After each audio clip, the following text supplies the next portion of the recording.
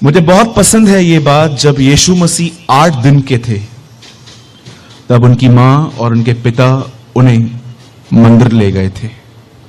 उस मंदिर में एक व्यक्ति ने उनको अपनी गोद में उठाया जिसका नाम शिमोन था, और उसने यीशु मसीह के आने वाले जीवन के विषय में एक भविष्यवाणी की, और उस भविष्यवाणी में उसने कहा, यह बालक बहुतों के उठने और गिरने का कारण होगा।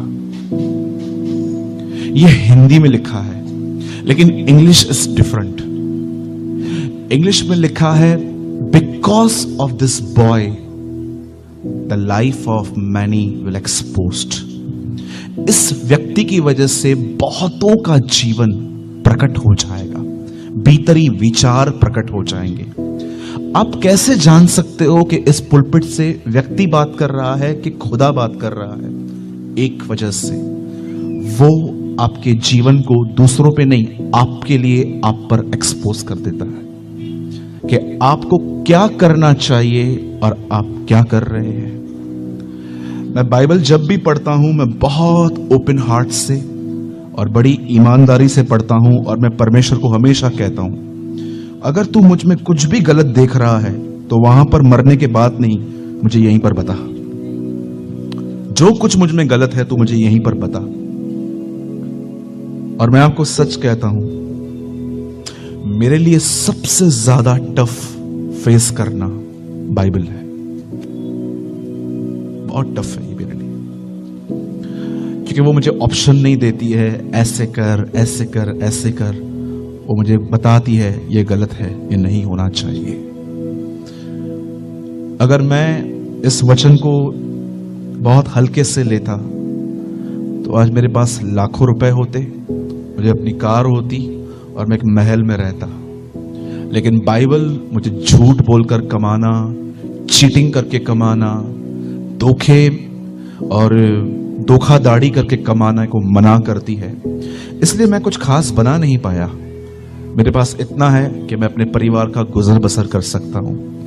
ऐसी बहुत सारी चीजें बाइबल आपको कहती है जो बिल्कुल गलत है।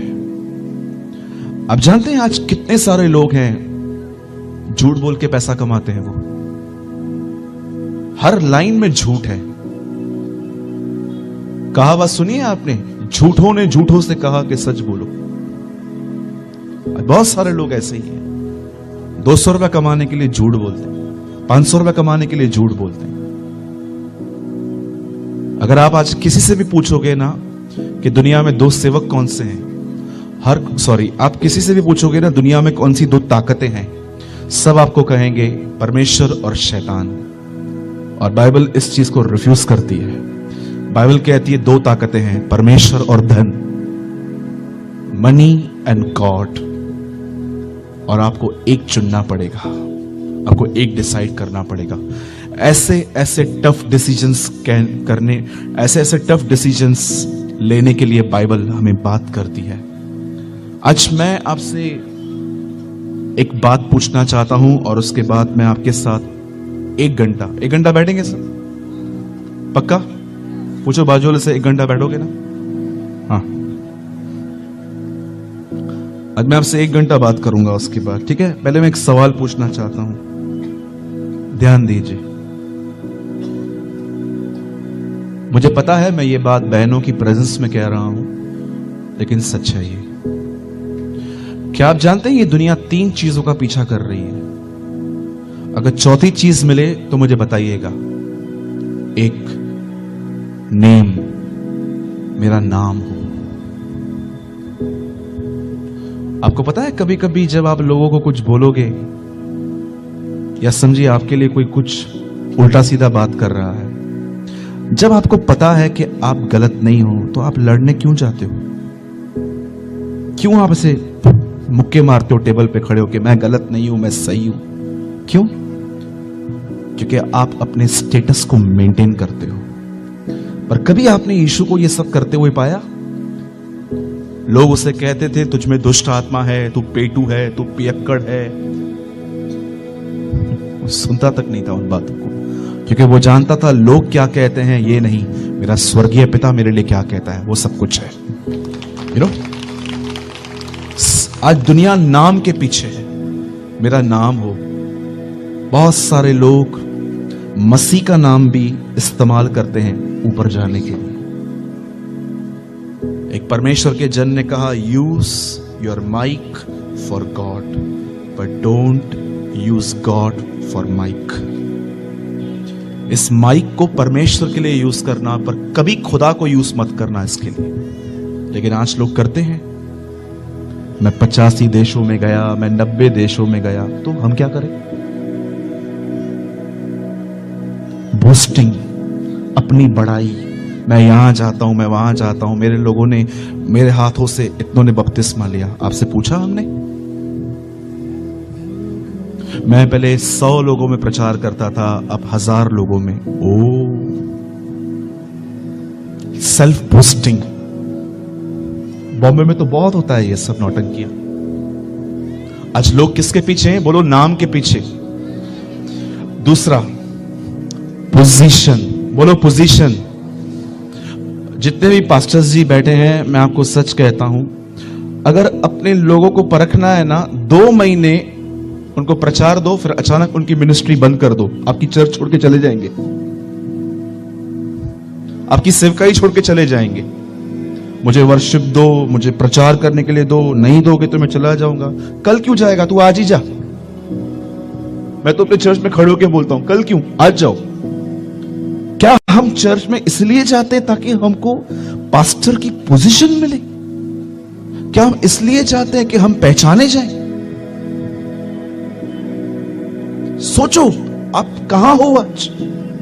दुनिया तो वो कर रही, यहां से बाहर जाओ तो हर व्यक्ति पोजीशन के पीछे, कुछ मुझे मिले, लोग मुझे जाने। अगर मसीह जगत भी ऐसा ही चलने लग गया तो फिर क्या फायदा? कोई नाम के पीछे है, कोई पोजीशन के पीछे है, ये एक ही है। सेकंड थिंग, लोग जिसको फॉलो करते हैं, एक है नाम और पोजीशन, सेकंड पैसा।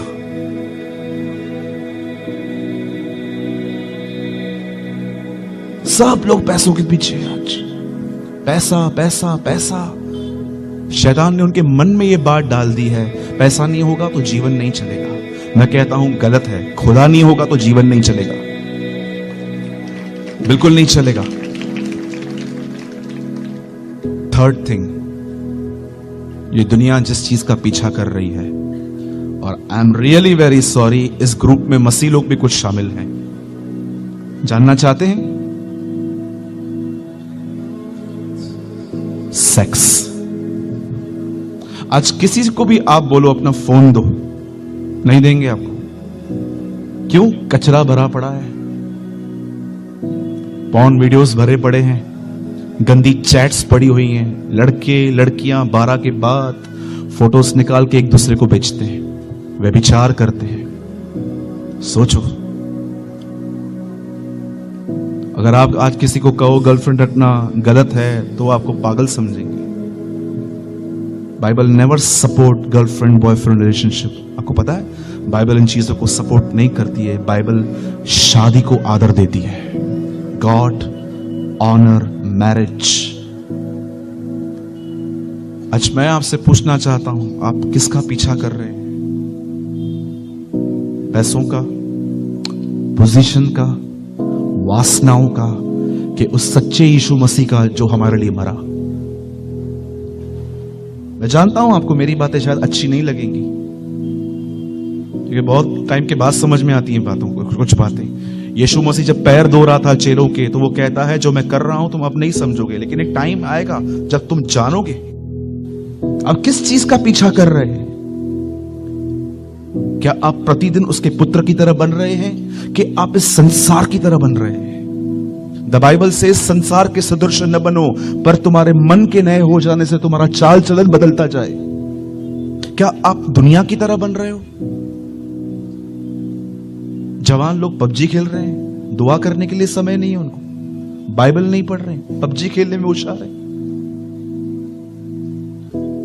सोचो, बहुत सारी बहनें यहां की बातें वहां, वहां की बातें यहां करने में व्यस्त हैं, दुआ करने के लिए समय नहीं है। निंदा करने के लिए 1-1 घंटा है हमारे पास, लेकिन जब दुआ के लिए समय है, मैं बिजी हूं, मेरे घर में मेहमान आए हैं, आज का सबसे बड़ा झूठ है मैं व्यस्त हूं। बहाना तो अच्छा बनाओ। एक दिन एक आदमी के घर में शादी थी, बाइबल बताती है, तो वो अपने सेवकों को कहता है जाओ लोगों को लेकर आओ। तो एक व्यक्ति काम कर रहा था, तो उसको कहते हैं चलो राजा ने बुलाया है। तो उसका बहाना देखो, वो कहता है मैंने बैल लिया है और अब मैं उसे परखने जा रहा हूं, जांचने जा रहा हूं। अब आप बताइए, आप चीज लेने से पहले जांचते हैं कि बाद में? पर ये क्या बोल रहा है, मैंने लिया है अब जांच रहा हूं। बहाना बनाना भी नहीं आ रहा है। कई लोगों को आप बोलोगे ना आप संगति में आओ, आपको पता है मसीह लोग पिक्चर पे जाते हैं, आजकल पिक्चरों पे जाते हैं ये लोग और फेसबुक पे लिखते हैं फीलिंग एक्साइटेड। Very good. बहुत दुख होता है ये सब देखकर। लड़का लड़के से शादी कर रहा है, लड़की लड़कियों से शादी कर रही है, और मसीह लोग दुआ नहीं कर रहे हैं कि ये सब प्रभु लोग पापों से निकले। वो मूवीज देख रहे हैं, पबजीज खेल रहे हैं, चैट्स में बिजी है, निंदाओं में बिजी है। ये हर जगह हो रहा है आजकल। बॉम्बे डूबा हुआ है इनमें। आज मैं आपसे कहना चाहता हूं, are you a true Christian? क्या आप एक सच्चे मसीह हो? क्या अपने पास्टर को कहते हो पास्टर जी मैं आपका बर्डन उठाने के लिए रेडी हूं, मैं भी दुआएं करूंगा, मुझे बताइए, मुझे लिस्ट दीजिए उन लोगों की जो चर्च छोड़ के चले गए हैं, मैं उनके लिए आंसू बहाऊंगा। Are you stand with your pastor? क्या समझते हैं आप एक पास्टर की जिम्मेदारी क्या होती है? ब्लेम लगाने में तो नंबर 1 है हम। पास्टर घर पे नहीं आता है, प्रेज द लॉर्ड नहीं करता है, ऑफरिंग मांगता है। कभी उससे पूछा है उसका पेन क्या होता है? कभी जाना है उसका दर्द क्या होता है? कितनी बातों को सहन करता है। कलीसिया में 100 लोग आते हैं, 100 लोगों का स्वभाव वो बर्दाश्त करता है, चुप रहता है, कुछ बोलता नहीं है कि कहीं छोड़ के चले ना जाएं। Are you respect your pastor? Complaints तो बहुत करती हैं बहनें और भाई लोग। मैकविन भाई तेरे पास आया था क्या? हाँ आया था। मेरे पास तो नहीं आया था। क्यों? वो क्या है ना, मैं ऑफरिंग नहीं देता हूं ना, इसलिए मेरे पास नहीं आता है। अच्छा, वो ऑफरिंग के लिए काम करता है? कभी आपने कॉल किया है अपने पास्टर को, ब्रदर मैं सो एंड सो पर्सन बोल रहा हूं, मेरे लिए कुछ काम है ब्रदर, मैं झाड़ू मारूं आज कलीसिया में, मैं पोछा मारूं? मैं अपने कलीसिया में 3 साल तक मैंने जूठे बर्तन धोए थे अपने पास्टर के। एलिशा को देखो, उसकी एड्रेस है, वो एलिया के हाथ धुलाया करता था। मेरे भाइयों और बहनों, ये समय है गंभीर बनो, टाइम पास करना छोड़ दो।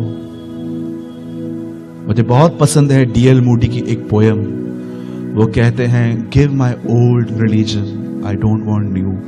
वो कहता है मुझे वही दे दो जो संतों ने रखा था, मुझे ये आज की नई मसीहत नहीं चाहिए।